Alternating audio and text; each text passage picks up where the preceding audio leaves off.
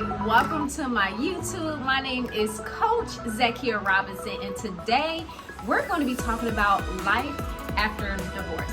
But first, hit that like and that subscribe, and when you watch all the way to the end, I would like for you to share this with someone that you think that will really benefit from this video. All right, so first, I am a coach. I'm not a licensed therapist, nor am I a licensed counselor. So if you're looking for any one of those, that's not who I am. I am a coach. I am a certified life coach. All right. And today I wanted to talk about, like I said, life after divorce. What is life after divorce? Obviously, it's life after divorce. But how do you deal with it? What are some things you can do to help yourself along the process?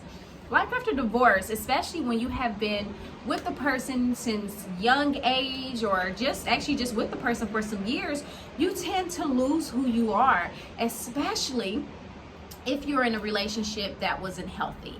All right, so what happens during divorce time?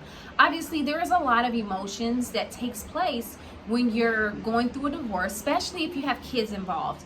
If you have kids involved, there's going to be a lot of separation. You may have anxiety separation from your kids because you're going from seeing your kids every day to now you're seeing them every other day or every other week or every other weekend. Whatever your parenting setup is, you are now moving from being able to see your kids daily, and now you're being put on a schedule where you're not able to see them as often. One of the things that I found useful for myself, because I did go through a lot of trials and errors, and not just myself, I have friends who also had to go through a process of what to do with yourself during the time you're no longer around your kids. And talking with a group of young ladies and people who have experienced the same thing, we've all collectively said that we have learned to date ourselves and to find something that you're very interested in, so that during your time of not being with your kids, you are actually not just focusing on your kids, but you're able to focus on something that you really enjoy. One thing maybe, I don't know, maybe you like to travel every other weekend or every weekend. Maybe you have like arts and crafts. Maybe you like to read. Maybe you like to write. Maybe you want to start a personal business.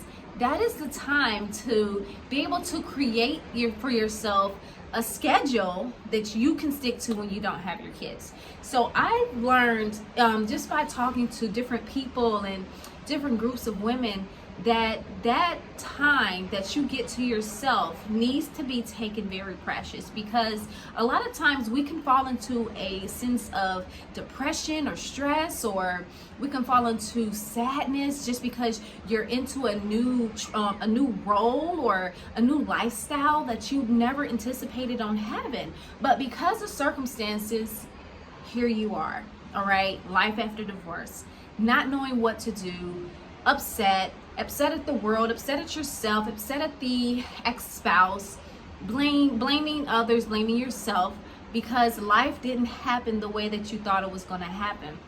And a lot of times when we get into these relationships and these marriages, we don't really go into it saying, hey, I'm going to divorce you next year, or I'm going to divorce you next month, or I'm going to divorce you in 10 years. Like, we just don't go into a marriage thinking that way. So we think that when we get married, it's going to be a lifetime thing. Then when you have kids, you think that you're going to be able to participate in every activity that your kids are in. You're going to be able to be there with your kids. You're going to be able to be through everything that they go through.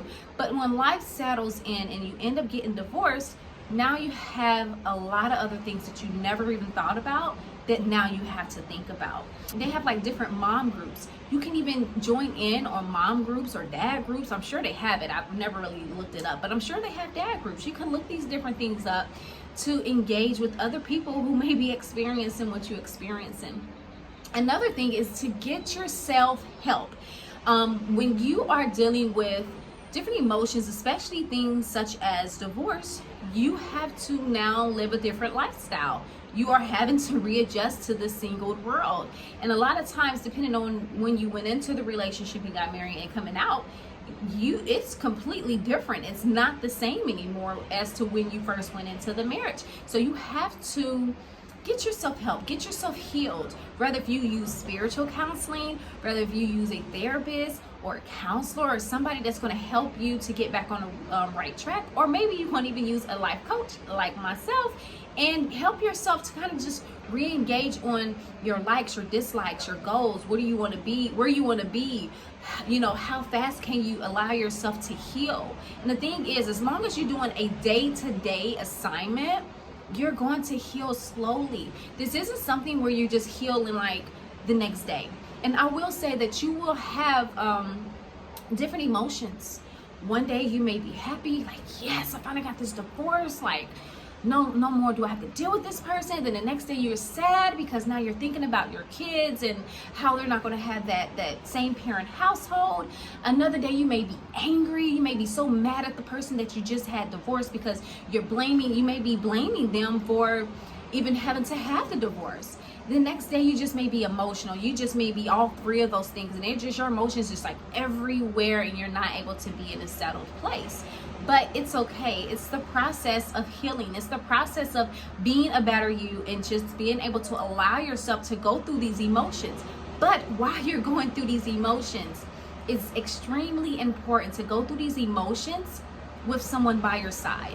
When you tend to allow these emotions to stay settled in and not actually get the help that you need, it's going to take a longer process to actually be healed. It's going to take a longer process to allow your feelings and your emotions to unravel.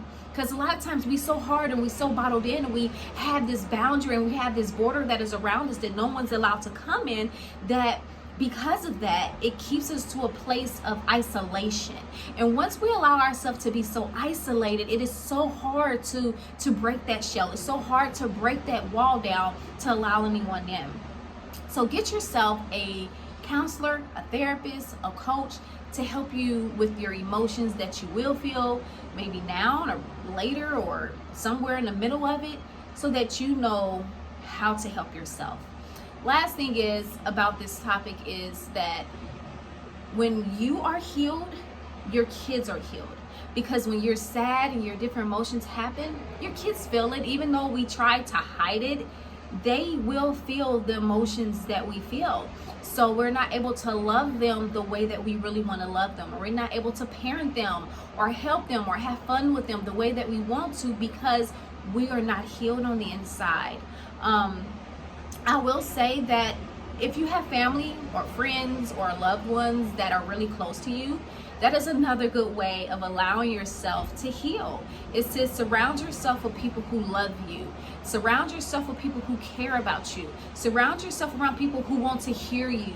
Surround yourself around people who can spiritually, physically, and emotionally lift you when you're at your lowest. And lastly, be honest with yourself.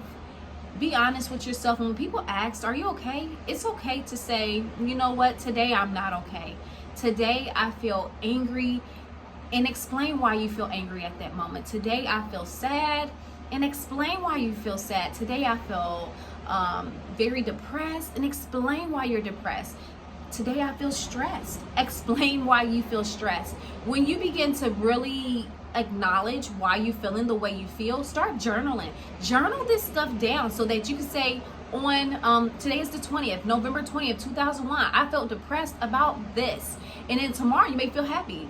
November 21st, 2021, I felt this way. And as you notice each day, you will see the different fluctuations, and then you can begin to analyze, okay, what triggered this emotion? And you can be like, okay, maybe it was the smell of somebody that walked past you that brought a memory. Maybe it was a sound of a music that triggered that very thing, and now you're like, oh, it was the music that triggered me, so it brought that emotion about this person. Maybe you see a family out, and you're thinking about this family because that used to be you. Maybe you hear kids laughing and playing, and this is during a time you don't have your kids, so you're like, yeah, I feel this because I heard kids, and now I know that was what triggered me. So again, when you begin to notice what is triggering you, you're going to be on the road to a healthy you, a better you. And just like I said, be honest with yourself. Again, my name is Coach Zakiya Robinson. I hope you enjoyed this video.